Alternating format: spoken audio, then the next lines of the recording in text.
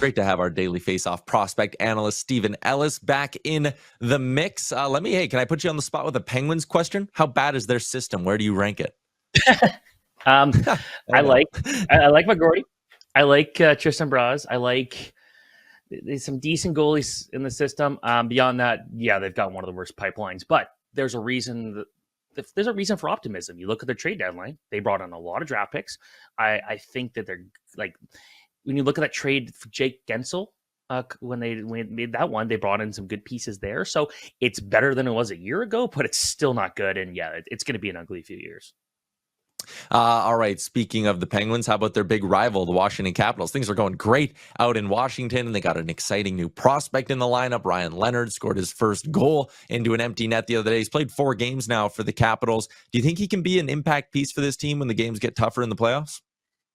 This is a guy that thrives in the spotlight, and that's, I think, because he makes himself an enemy. And you've seen that at all levels where he's out there chirping players, hating guys. And then you look at the numbers. He's always been a goal scorer, maybe not as much of a playmaker, but that's not a concern for me. For me, this is one of the most exciting prospects I've seen in recent years. And that's because he wants to go out there and make an impact every single time he hits the ice. And Porter Martone for this year's draft is kind of a similar type of guy where there's a power forward element to him. He can hit, he could score, he's going to make sure he could take you off your game. We saw him at the World Juniors where he got the MVP award, and it was well-deserved because even when he wasn't scoring, even when he wasn't dominating with the puck, he was finding a way to make an impact. Some of it was negative. We did see some flops there, but I think overall he made it so that every time he hit the ice, he was making sure the other team took notice, and I love guys like that.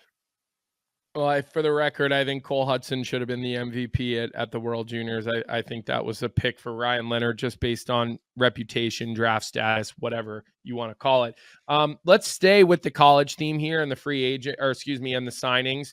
Are there any other players you think that can jump in and help?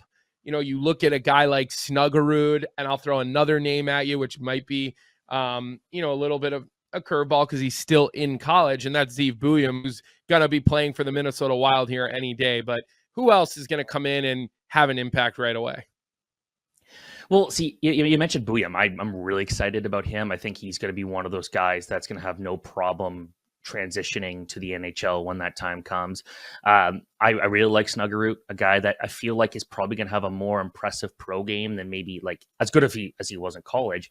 I feel like people were maybe expecting bigger numbers, but for him, it's like he was the one who was driving the play and doing so much in college. It didn't matter who he played with.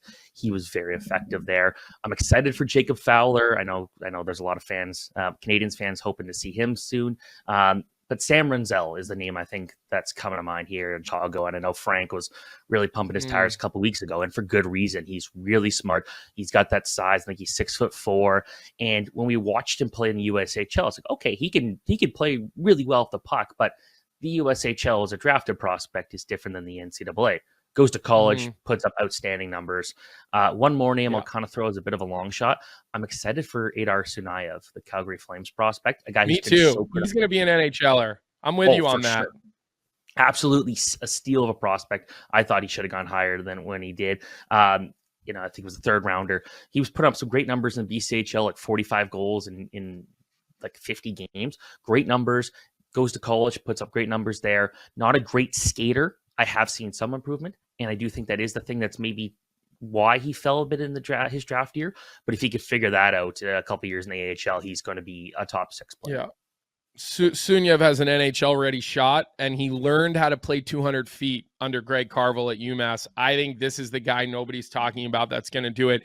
Let me circle back to Jacob Fowler, and let me just ask you, with his recent signing, what is the ceiling for him? Because I've seen him in a lot of big games. I've done almost all of his big games the last couple of years, other than the World Juniors.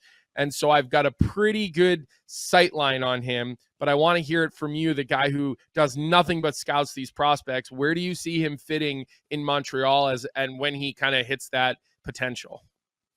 So I was on my honeymoon when they lost to Denver. So I was a little surprised to see kind of that it wasn't the busiest game for him and they didn't come out on top there, but obviously Denver's one hell of a team. But when it comes with Fowler, it's a guy that you look at the numbers and was so dominant. And I 7 shutouts this year. There were a lot of those games where he had to face, 25, 24, 23 shots, like not super busy Yeah, nights. their decor was amazing. Exactly, at Boston College. But it felt like, at least during the regular season, like he was able to elevate himself against tough competition. So obviously not going out there and not getting a national title in those 2 years was a bit disappointing, but just at every level, going USHL, NCAA, even where the World Juniors there, where I know the numbers might not look perfect, but I'd say he had to deal with a bit higher danger chances than I think a lot of people kind of give him credit for. We've seen him go out there and shine. So is he the future of the Montreal Canadiens net? We'll see. I know at 6'2", he's not huge, but he's really athletic. He's very quick in his crease. Like, that's the thing. I feel like he moves very well laterally. He tracks pucks well. I just want to see him come out high in a big game. Last one for you. Let's go to the CHL. Zane Parekh has Flames fans excited. They're thinking they could see him in a game or two before the end of the season here. What do you make of the prospect? What do you make of the Flames' decision here? Is it smart to bring this guy in and give him a handful of games down the stretch? Do you think he's ready for that leap? I think so. And this is someone who I feel like he signed his NHL entry-level contract a bit too early. I would have loved to see him go to college next year because he's got nothing else to prove at the OHL level at this point. 33 goals, 107 points. Like, this is the type of guy that plays with so much confidence and so much energy. Like, I talked to a scout yesterday who says, like, he's going to be a rock star level player. He's going to be someone that people are paying to watch play because he's so skilled. He's very unique in the way he can dominate in so many elements of the game. And it felt like early in his junior career, he had that offensive potential, but was making too many mistakes in his own zone.